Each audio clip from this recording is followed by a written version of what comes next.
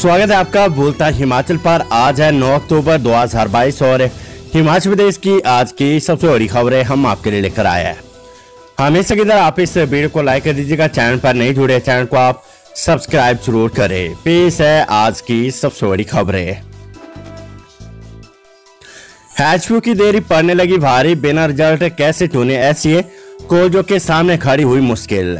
हिमाचल प्रदेश विश्वविद्यालय की ओर से इस बार भी मनोनयन के आधार पर एससीए चुनाव करवाने के निर्देश दिए गए हैं, लेकिन कॉलेजों के सामने समस्या ये खड़ी होगी कि बिना रिजल्ट भी कैसे एससीए का गठन करे। एचपीयू की ओर से 12 अक्टूबर तक सभी कॉलेजों को एससीए के गठन की प्रक्रिया पूरी करने के निर्देश जारी किए गए, लेकिन इस अवधि में न तो एससीए के अध्यक्ष चुने जा सकेंगे और न ही उपाध्यक्ष का चुनाव पूरा हो सकेगा।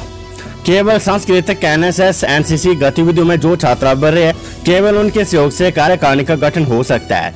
इस बारे में कॉलेजों ने एचपीयू से भी संपर्क किया, लेकिन अभी तक एचपीयू ने कोई साफ आदेश जारी नहीं किया है।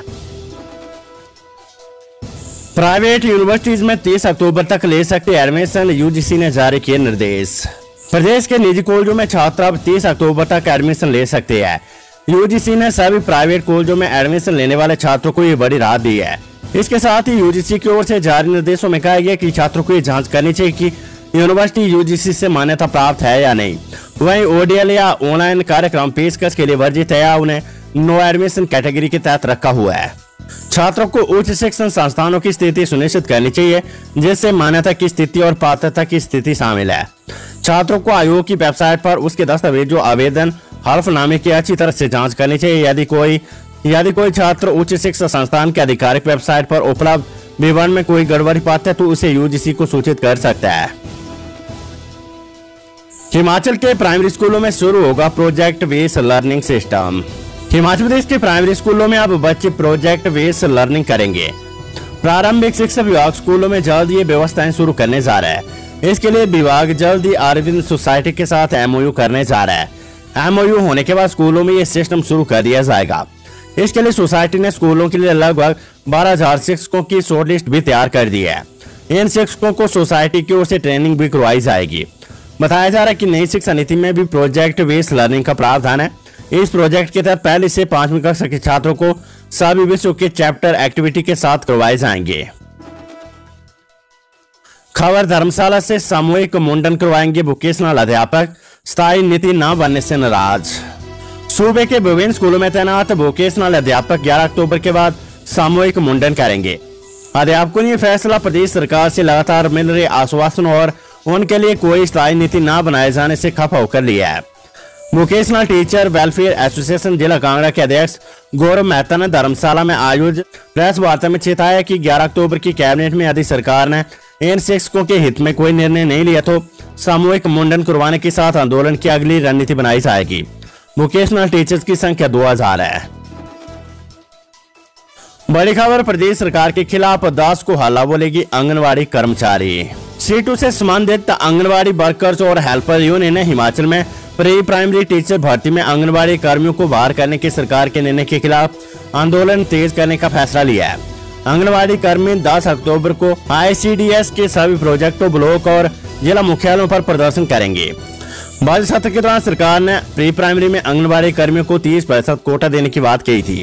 यूनियन की प्रदेश अध्यक्ष नीलम जसवाल और महासचिव बीना शर्मा ने कहा कि प्री प्राइमरी नियुक्तियों से आंगनबाड़ी कर्मियों को बाहर करने के सरकार के निर्णय के खिलाफ आंदोलन किया जाएगा। उन्होंने मांग की कि सरकार अपने फैसले को वापस ले, आंगनबाड़ी कर्मियों को प्री प्राइमरी में 100% नियुक्ति दे। प्री प्राइमरी कक्षाओं को पढ़ाने का जिम्मा केवल आंगनबाड़ी कर्मियों को दिया जाए, क्योंकि ये प्रशिक्षित कर्मी है। सीएम जयराम ठाकुर बोले, पप्पू कहने पर टोकताओं पर हरकतें देखकर लगता है सच। मुख्यमंत्री जयराम ठाकुर ने बिना नाम लिए कांग्रेस नेता पर तंज कसा है। उन्होंने कहा कि जिस पार्टी के अध्यक्ष को ये पता नहीं है कि आटा 40 रुपए किलो या लीटर में बिकता है, उस पार्टी के भविष्य का अंदाजा लगाया जा सकता है। उन्होंने कहा कि कई बार हमारे साथ ही पप्पू बोलते, मैं उन्हें टोकता हूँ, लेकिन थोड़े समय बाद कांग्रेस नेता ऐसा घटनाक्रम करते हैं कि सही मायने में लोगों द्वारा कई बातें सच प्रतीक होती है। उन्होंने कहा कि नरेंद्र मोदी पहले प्रधानमंत्री जो ऐतिहासिक चंबा चौगान में लोगों को संबोधित करेंगे। इससे पूर्व प्रधानमंत्री इंदिरा गांधी पांगी आई थी, लेकिन उन्होंने चंबा में जनसभा नहीं की। लेल में विशाल जनसभा को संबोधित करते हुए मुख्यमंत्री जयराम ठाकुर ने बात कही है। मुख्यमंत्री जयराम ठाकुर के संबोधन के दौरान निकला सांप, छात्रों में अफरा तफरी। मुख्यमंत्री जयराम ठाकुर के संबोधन के दौरान पंडाल में सांप निकल आया। सांप को देखते हुए विद्यार्थियों में अफरा तफरी मच गई। वन विभाग के कर्मचारियों ने कुछ ही पलों में सांप को पकड़कर सुरक्षित स्थान पर छोड़ दिया। इसके बाद मुख्यमंत्री जयराम ठाकुर ने अपना संबोधन शुरू किया। चंबा में साइंस म्यूजियम के शुभारंभ पर मुख्यमंत्री जयराम ठाकुर ने कहा कि देश में 75 साइंस म्यूजियम बनेंगे। चंबा जिले में पहला साइंस म्यूजियम बाल वरिष्ठ माध्यमिक पाठशाला में खोला गया है। यह ऐतिहासिक विद्यालय वर्ष 1863 में खुला है। सीएम जयराम ठाकुर ने कहा कि मेरे दुनिया में आने से 102 वर्ष पहले ये बाल वरिष्ठ माध्यमिक विद्यालय खुला है। सीएम जयराम ठाकुर ने आकांक्षी जिला चंबा से साइंस म्यूजियम की शुरुआत की है। मुख्यमंत्री ने भरमौर विधानसभा क्षेत्र को दी करोड़ों की सौगात, कांग्रेस को बताया डूबता हुआ जहाज। मुख्यमंत्री जयराम ठाकुर ने शनिवार को चंबा जिले के भरमौर विधानसभा क्षेत्र में 83.42 करोड़ रुपए लागत की 23 विकास परियोजनाओं के लोकार्पण और शिलान्यास किए है। इस मौके पर सीएम ने लेल गांव में एक विशाल जनसभा को संबोधित करते हुए कहा कि प्रदेश सरकार ने भरमौर की 17 गैर जनजातीय पंचायतों को जनजातीय क्षेत्र घोषित करने का मामला केंद्र सरकार के समक्ष उठाया है। इस दौरान उन्होंने कांग्रेस पर भी निशाना साधा। सीएम ने कहा कि कांग्रेस एक डूबता हुआ जहाज है और उसके अधिकांश नेता पार्टी छोड़ रहे हैं क्योंकि वे जानती कि कांग्रेस पार्टी एक भविष्यहीन, मुद्दाविहीन और नेतृत्वहीन पार्टी है। उन्होंने कहा कि कांग्रेस के 4 कार्यकारी अध्यक्षों में से 2 भाजपा में शामिल हो चुके हैं। उन्होंने कहा कि देश की जनता ऐसी पार्टी को क्यों चुने जिसका राष्ट्रीय नेता गेहूं के आटे को लीटर में मापने की बात करता है। हिमाचल में लगाई जाए आदर्श चुनाव आचार संहिता, प्रतिपक्ष सिंह ने चुनाव आयोग से उठाई मांग।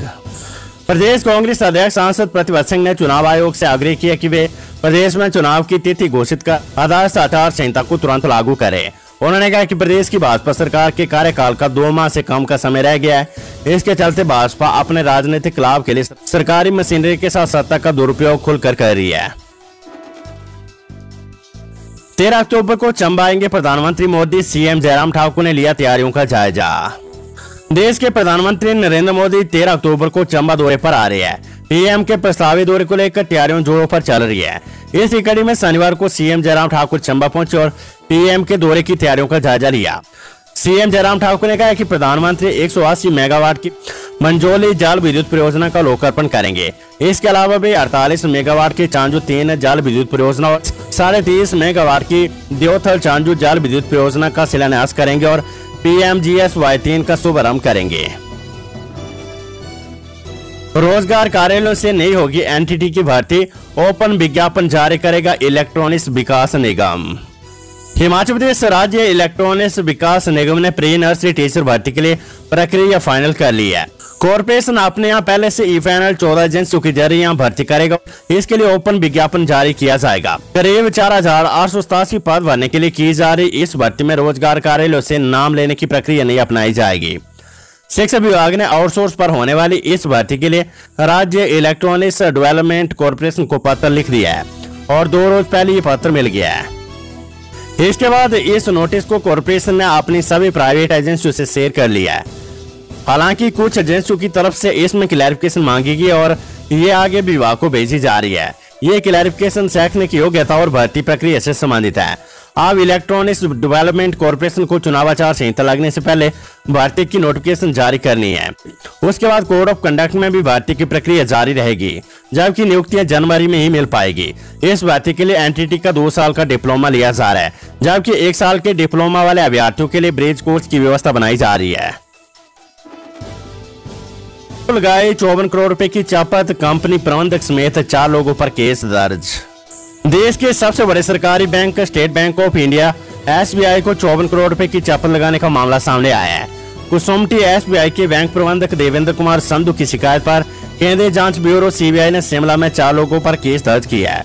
बैंक प्रबंधक की ओर से दर्ज शिकायत के अनुसार कंपनी प्रबंधक तुषार शर्मा और उनकी पत्नी श्वेता शर्मा ने अपनी अलग अलग 4 कंपनियों के नाम से जाली दस्तावेज के आधार पर कर्ज लिया, लेकर लौटाया नहीं। बैंक प्रबंधक की शिकायत पर CBI ने शिमला के भ्रष्टाचार निरोधक ब्यूरो में 4 अलग अलग प्राथमिकी दर्ज की है।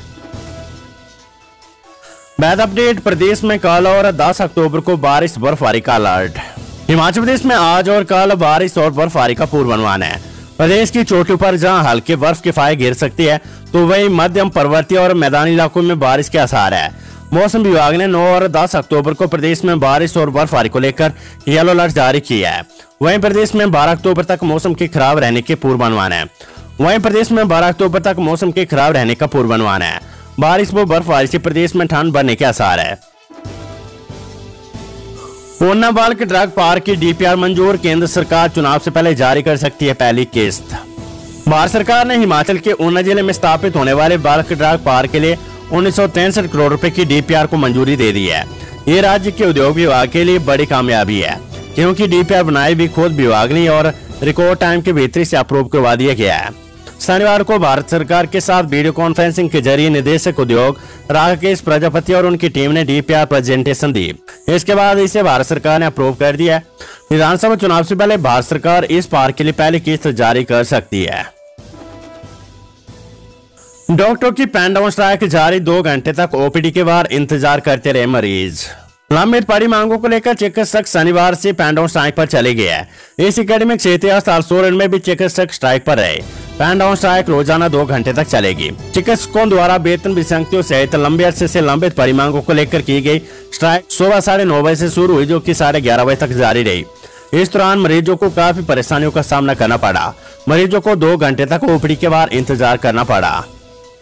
चिकित्सकों के ओपीडी में पहुंचने पर ही रोगियों को उपचार शुरू हो सका।